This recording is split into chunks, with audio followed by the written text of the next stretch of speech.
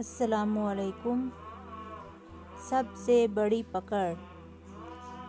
अल्लाह ताला ने फरमाया, यौमा नबतीशुल बतशातल कुबरा इन्ना मुंताकिमून। जिस दिन हमारी तरफ से सबसे बड़ी पकड़ होगी, उस दिन हम मुजरिमों से पूरा इंतकाम लेंगे। वीडियो अच्छी लगी तो चैनल को सब्सक्राइब ज़रूर करें ताकि आने वाली वीडियो का नोटिफिकेशन आपको मिल सके।